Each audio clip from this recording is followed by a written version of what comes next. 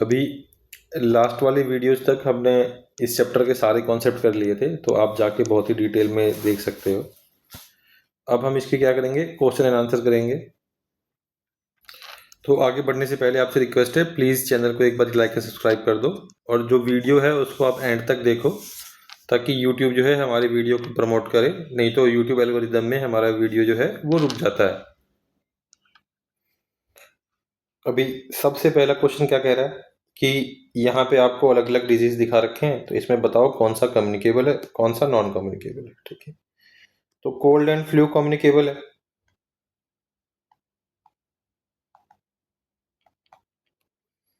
जो टाइफाइड है वो भी कम्युनिकेबल है। डायबिटीज जो है ये नॉन कम्युनिकेबल है।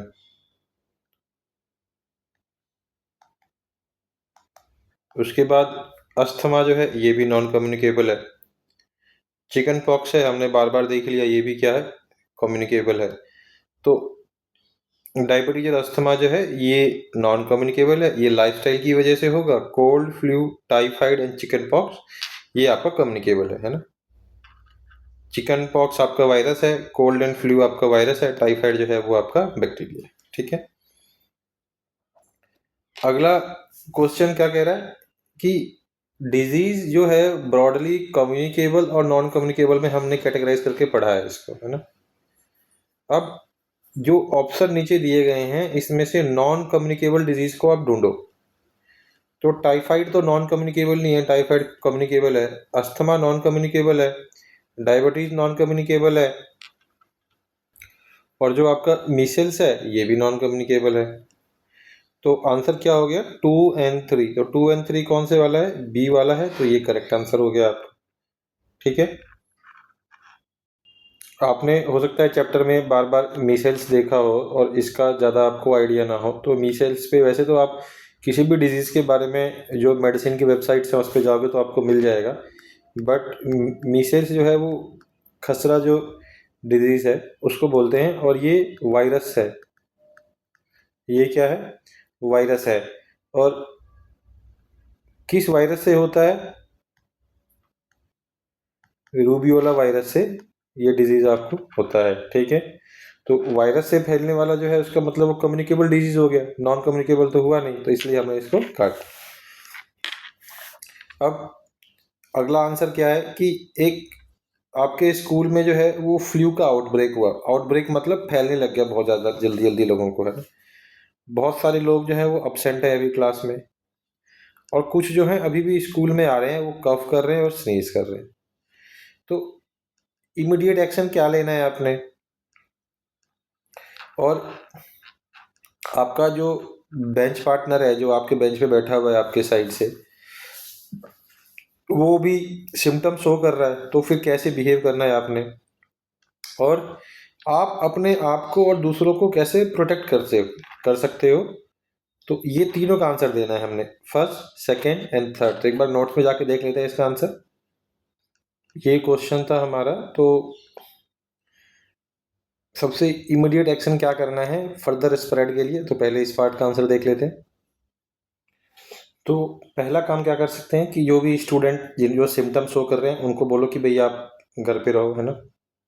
दूसरा क्या है, प्रॉपर वेंटिलेशन।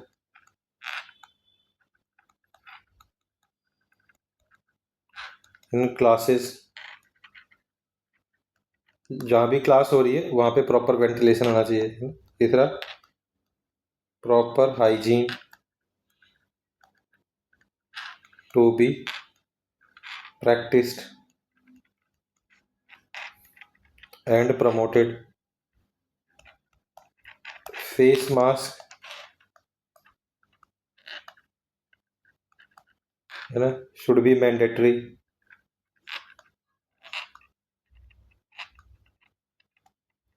कि हर बच्चा जो क्लास में आ रहा है, चाहे उसका सिम्टम दिख रहा हो चाहे ना दिख रहा हो, फेस मास्क तो सबको लगवा दो, है ना।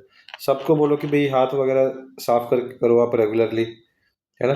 क्लासेस में प्रॉपर वेंटिलेशन होनी चाहिए। और सबसे पहला एक्शन क्या है कि जिसको सिम्टम दिख रहा है उसको बोलो कि भैया घर पे रहो। अगला पार्ट देखते हैं। दूसरे वाले में क्या है कि अगर कोई साथ वाला बंदा सिम्टम शो कर रहा है ना, तो उसको आप बोलो कि भाई देखो आपकी तबीयत सही लग नहीं रही है, आप अकेले में जाके बोलो और उसको बोलो कि आप टीचर या पेरेंट्स से बात करके आप घर चले जाओ और मेडिसिन लेना स्टार्ट कर दो, है ना, ताकि अर्ली स्टेजेस में जो है आपकी बीमारी ठीक हो जाए। तीसरा क्वेश्चन का आंसर देखते हैं। अब तीसरा क्वेश्चन क्या कह रहा है कि आप खुद को कैसे बचा सकते हो, खुद को कैसे बचा सकते हो इन्फेक्शन से बचने के लिए। तो आप क्या करोगे, आप जो है सबसे पहले तो रेगुलर हैंड वॉश करोगे, खुद फेस मास्क लगाओगे, है ना, ताकि अगर हाथ में इन्फेक्शन आ भी गया तो आप माउथ ना छुओ, सीधा मास्क छुओ, है। और अपनी जो सामान है आपका, जैसे लंच है, पेंसिल है ना, पेन है, इरेजर है, वो आपको दूसरे के साथ शेयर नहीं करना है जब तक कि फ्लू ब्रेकआउट हो रखा है स्कूल में, ठीक है। तो ये काफ़ी अच्छा क्वेश्चन है और मैंने काफ़ी डिटेल में आंसर दिया है आपको, आप इसे लिख के आ सकते हो।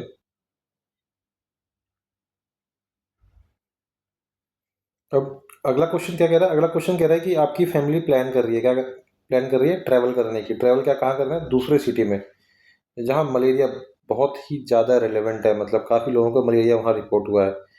तो आपने क्या प्रिकॉशन लेना है, पहला। तो दूसरा, आप मॉस्किटो नेट्स का इम्पोर्टेंस कैसे एक्सप्लेन करोगे, है ना। और क्या होगा अगर जो वहाँ पे ट्रेवलर्स हैं वो जो रेगुलर एडवाइजरी है उसको फॉलो नहीं करते, तो ठीक है, इसका भी आंसर सेम देख लेते हैं एक बार। तो आपको जो पहला वाला पार्ट है जिसमें पूछ रहा है कि आप जाने से पहले क्या करोगे वहाँ पे, तो जाने से पहले वाला पार्ट तो ये है कि जाने से पहले मैं इंश्योर करूँगा कि भाई मॉस्किटो नेट हो वहाँ पे, या रेपेलेंट में हो, या फिर लेके जाऊँ, और रात के लिए फुल स्लीव क्लोथ्स लूँ, है ना। सेकेंड पार्ट क्या कह रहा है, how can you explain the importance of mosquito nets और रिपेलेंट टू योर सिबलिंग्स। तो इसका आंसर क्या हो जाएगा। फिर सेकेंड पार्ट का क्या हो जाएगा कि आप बता सकते हो कि अगर मॉस्किटो हमें बाइट करता है इन नाइट, जब हम सो रहे हैं, तो हम बीमार पड़ सकते हैं और हमारा स्लीप जो है वो भी डिस्टर्ब हो सकता है। और मॉस्किटो नेट जो है वो बेस्ट प्रिकॉशनरी मेजर है जो हम ले सकते हैं मलेरिया से बचने के लिए, ठीक है। तो अगर एडवाइजरी फॉलो नहीं करेगी तो सबसे पहले तो लोग तो बीमार हो जाएंगे, ज़्यादा से ज़्यादा लोग बीमार हो जाएंगे, सिचुएशन पैनिक हो जाएगा कि वहाँ पे बहुत सारे लोग जो हैं वो डॉक्टर के पास जाएंगे, डॉक्टर कम होंगे, तो पैनिक सिचुएशन आ जाएगा, लोग वहाँ से जाने लग जाएंगे और उस लोकेशन की जो रेपुटेशन है वो ख़राब हो जाएगी। रेपुटेशन ख़राब होगी तो लोकल इकोनॉमी ख़राब हो जाएगी, कम लोग वहाँ पे जाएंगे, तो जो वहाँ के लोग हैं उनका फिर जो टूरिज्म पे डिपेंडेंट है उनका रोजगार कम हो जाएगा, है ना। और पहले वाले पार्ट में एक चीज मिस हो गया था, मैंने बिफोर का तो आपको बता दिया था, है ना। ड्यूरिंग एंड आफ्टर वाला बता देता हूँ मैं आपको, ठीक है। तो जब हम ट्रैवल कर रहे हैं वहाँ पे, जब उस लोकेशन में है, तो हम रेपेलेंट लाइक ओडोमॉस वगैरह लगा के फिर बाहर निकले घर से, है ना। फुल स्लीव क्लोथ्स हम यूज करें, है ना, क्योंकि फुल स्लीव रहेगा तो कम लोकेशन रहेगा जहाँ मच्छर काट सकता है, तो हम प्रोटेक्टेड रहेंगे। और आफ्टर क्या रहेगा, after travel if any family member is showing